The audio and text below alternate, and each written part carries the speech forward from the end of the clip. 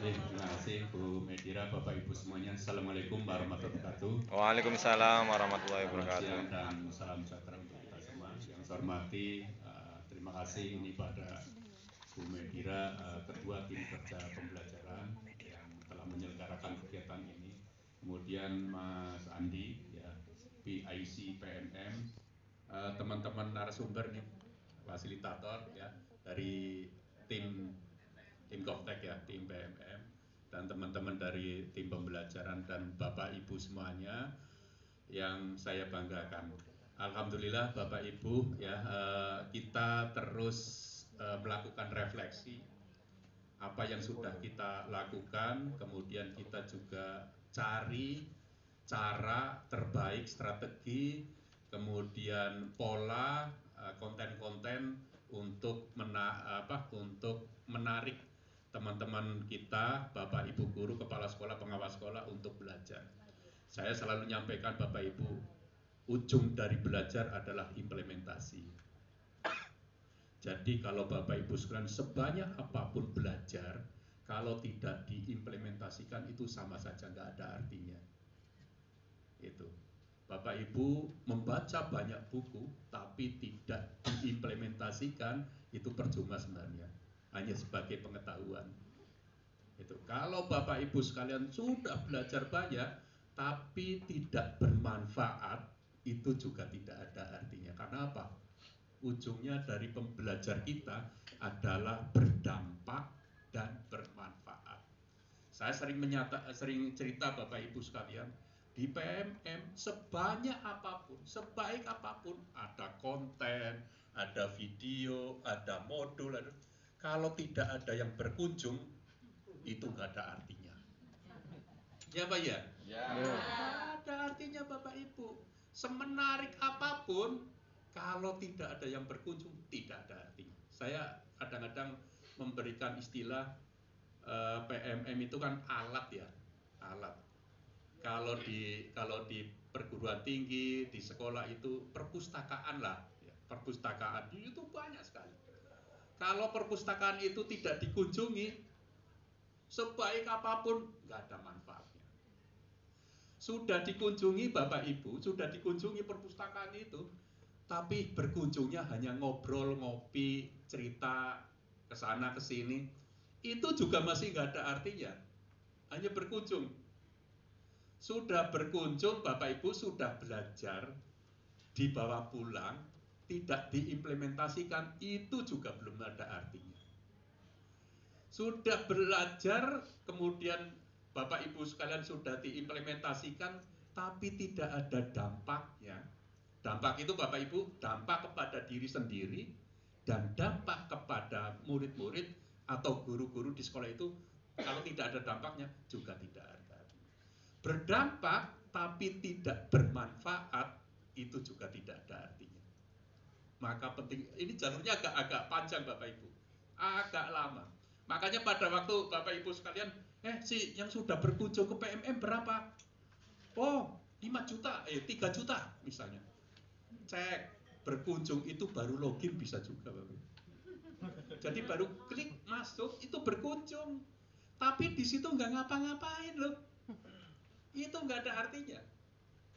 Ya, jadi itu Bapak Ibu, kenapa PMM kita harus terus tidak hanya diisi, kontributor silakan dapat apa diisi, tapi yang lebih penting lagi Bapak Ibu sekalian, dikomunikasikan kepada teman-teman Bapak Ibu di komunitas, di sekolahnya. Makanya saya selalu menyampaikan Bapak Ibu, pertama yang harus memanfaatkan adalah diri sendiri.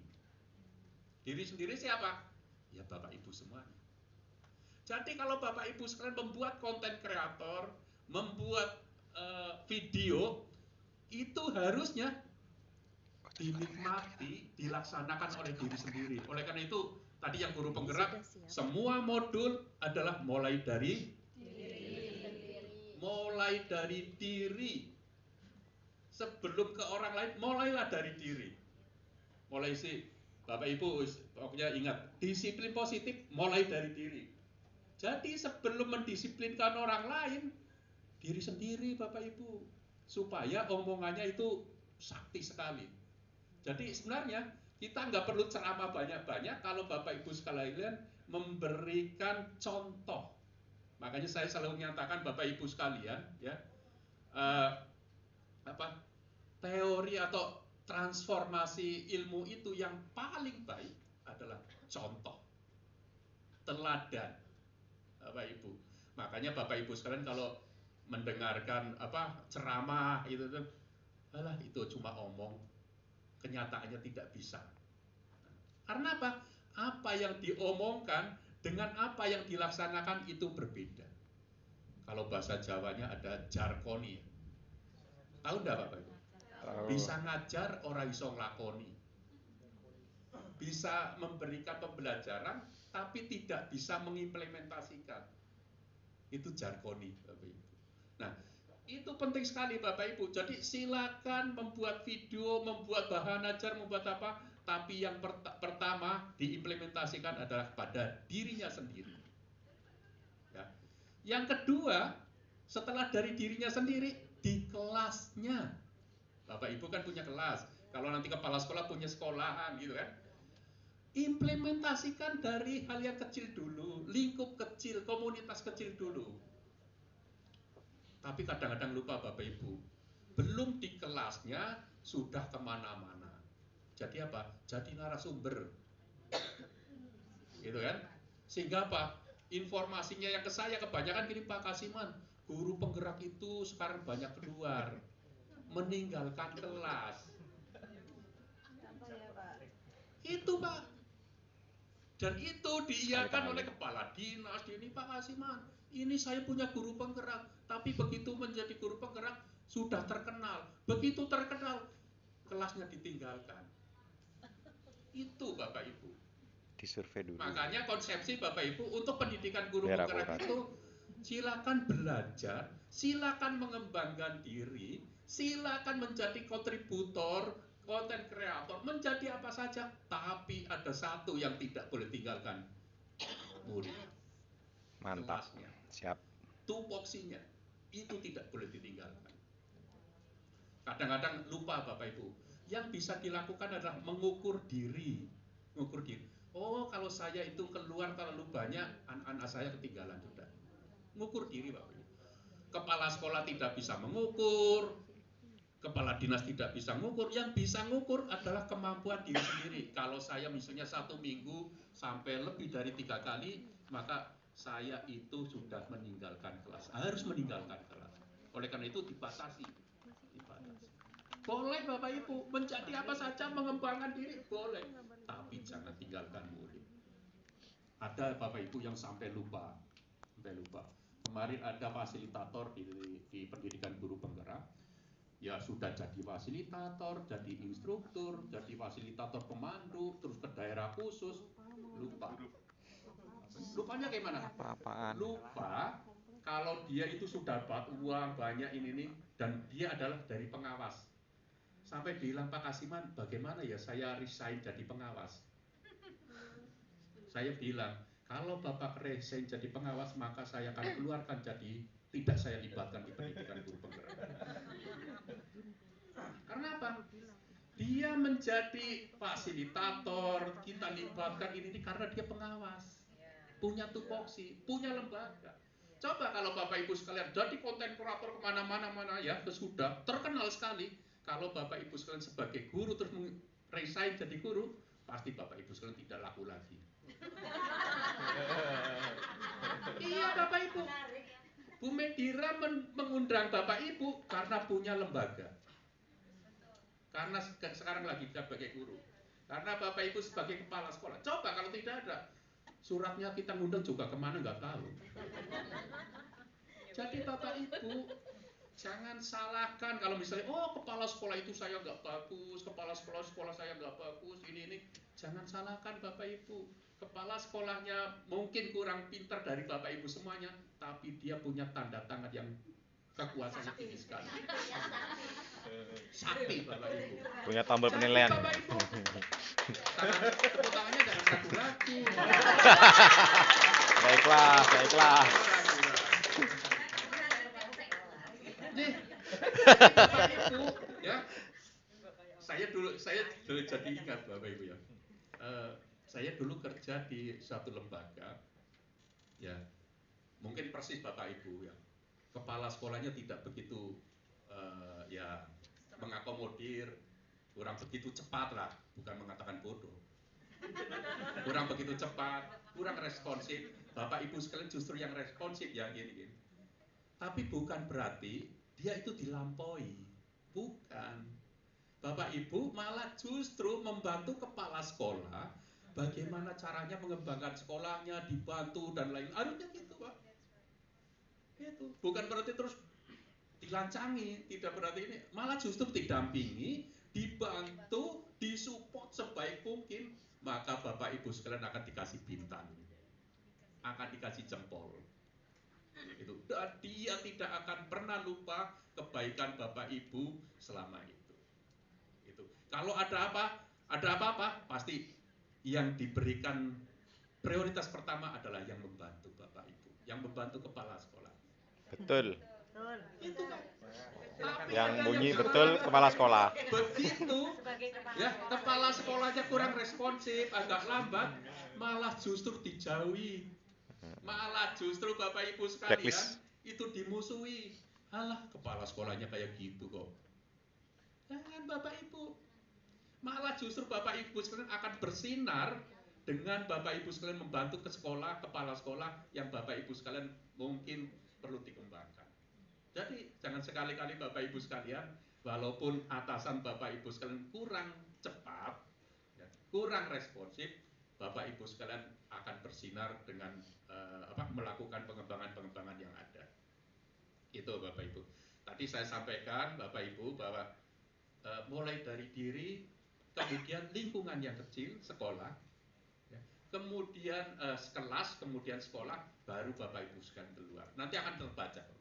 Nggak usah berpikir bahwa saya akan jadi kepala sekolah, saya akan jadi ini, saya jadi ini. Bapak Ibu sekalian sudah bekerja sesuai dengan kompetensinya, yang lingkungan Bapak Ibu sekalian lah yang akan melihat.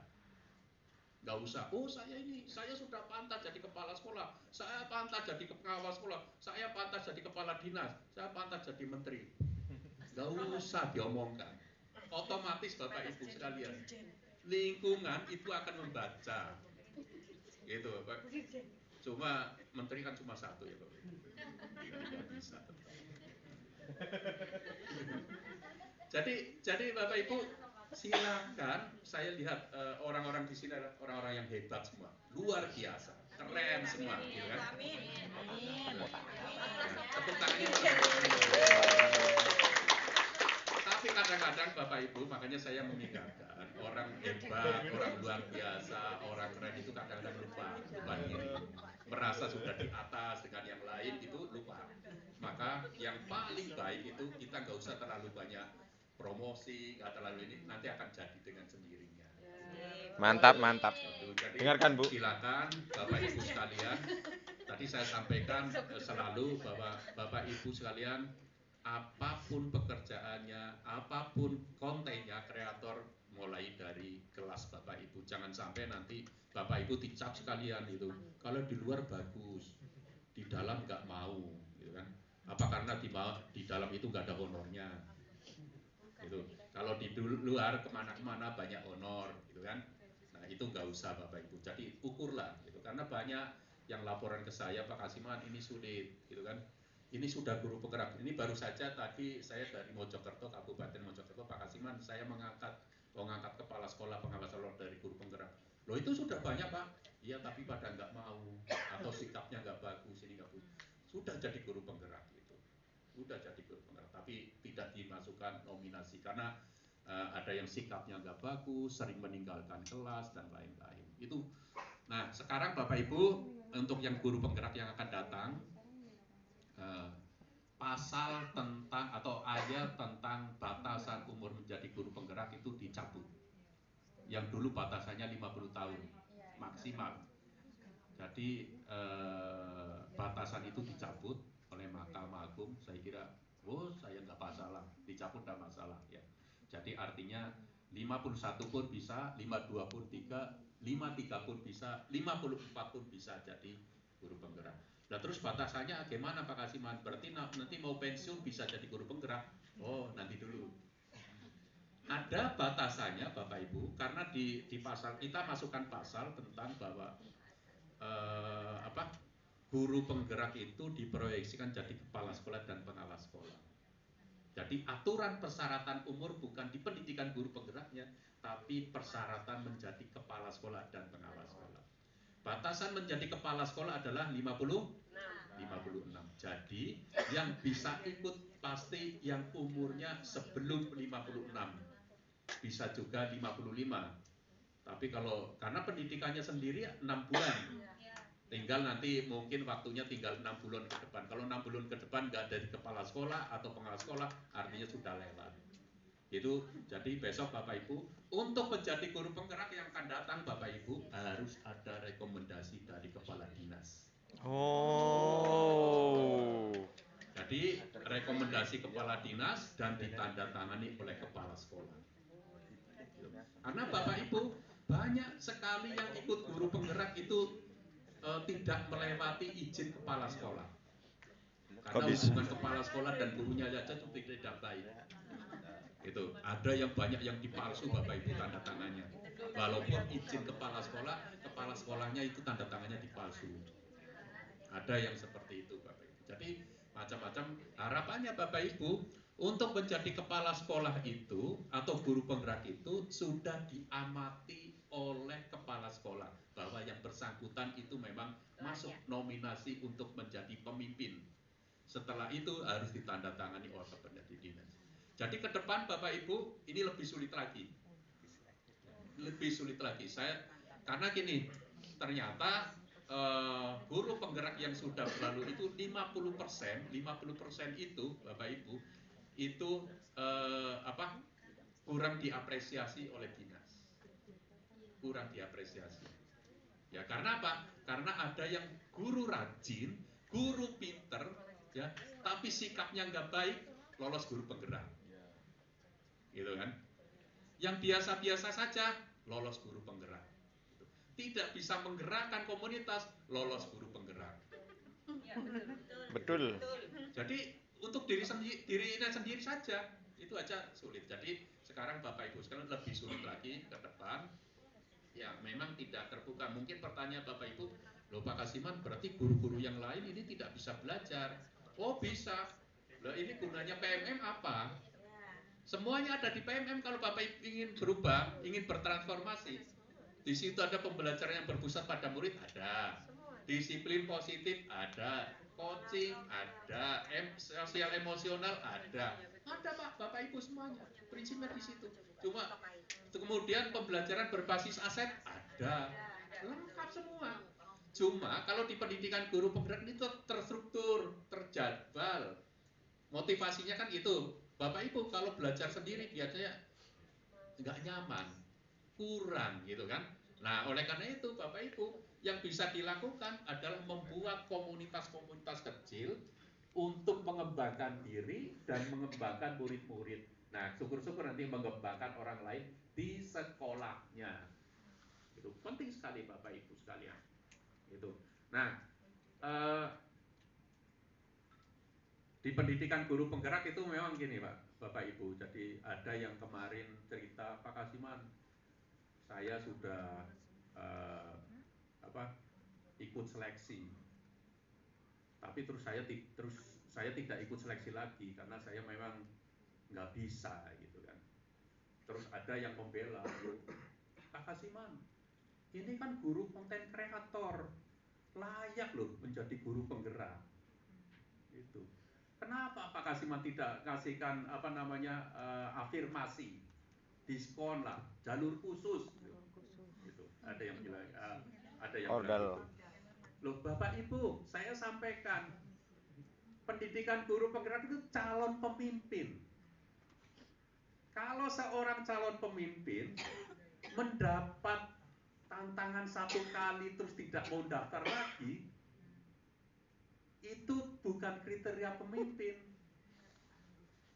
Jadi kalau Bapak Ibu sekalian mendapat masalah satu kali, mendapat hambatan, terus Bapak Ibu sekalian terus menyerah, itu bukan tipe pemimpin. Makanya pada waktu Bapak Ibu sekalian seleksi pendidikan guru penggerak, di situ ada kisi-kisi yang menyatakan satu, daya juang. Itu penting sekali. Seorang pemimpin itu digempur berapapun itu dia terus maju. Nah kalau seorang pemimpin adalah masalah satu kali terus dia terus menyerah, waduh, yang dipimpin seperti apa? Itu. Jadi Bapak Ibu kan harus punya daya juang tinggi. Termasuk Bapak Ibu ini tadi sudah membuat video, harus ini, terus berjuang Bapak Ibu. Kadang-kadang hal baik itu juga tantangannya semakin baik, yang diperjuangkan semakin sulit. Pasti itu. Nah ya, semakin tinggi pohon, semakin banyak angin lah. Itu semakin persoalan. Jadi kalau Bapak Ibu menyatakan bahwa ini baik, ini untuk kepentingan ini, udah ikhlas, jalankan saja Bapak Ibu. Orang mungkin mengatakan gini, nggak ada uangnya kok ya mau-maunya. Oh nggak ada uangnya kok ya mau, gitu kan? Nambahi pekerjaan, enak loh, leye-leye, selonjoran di rumah, ngapain gitu kan? Ya termasuk jadi pendidikan guru penggerak kan gitu. Teman-teman ngepek, memangnya kita nggak mau bergerak, gitu kan? Ada yang selalu berpikir sinis gitu kan? Loh mau kita enak sama keluarga, enak-enak di rumah, ngapain online, ngapain lokakarya, ngapain ini? Kan bilangnya gitu Bapak Ibu. Tidak masalah Bapak Ibu, kalau itu untuk kebaikan, untuk belajar, ikhlaskan semuanya, ikhlas. Sudah, nanti tentang Bapak Ibu mau jadi apa, dipromosikan apa, itu akan mengalir dengan sendirinya, akan mengikuti dengan sendirinya. Rezeki itu Pak, Bapak Ibu, itu akan mengikuti dan tidak akan pernah tertukar. Betul. Betul. Nah, makanya saya sering katakan Bapak Ibu, kalau bukan rezekinya, dikejar sampai kemanapun tidak akan ketangkep. Kalaupun ketangkep kayak makanan gitu, sudah sampai perut pun bisa keluar lagi, karena itu belum rezekinya. Tapi Bapak Ibu tidur, jalan-jalan itu dapat rezeki loh. Gitu. Jadi Bapak Ibu nggak usah bermasalah tentang rezeki, udah ada yang ngatur. Saya kadang-kadang mikir gini, kita hanya menjalankan kodrat yang diberikan oleh Yang Maha Kuasa. Itu. Usaha sebaik mungkin gitu. Nah, kalau dari sana memang jalurnya, oh ini harus naik, oh ini harus turun, oh ini harus ada masalah, itu bagian dari kehidupan.